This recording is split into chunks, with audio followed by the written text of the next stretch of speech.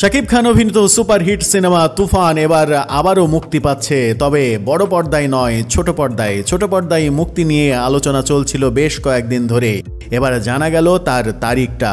অবশেষে 19 সেপ্টেম্বর ছোট পর্দা ওটিটি প্ল্যাটফর্ম হইচই এবং চরকিতে তুফান মুক্তি পাচ্ছে। হইচই এবং চরকি একসঙ্গে জানান দিয়েছে মুক্তির তারিখ 19 সেপ্টেম্বর নিজ নিজ ওটিটিতে মুক্তি পাবে তুফান সিনেমাটি, যার নির্মাতা রায়হান রাফি।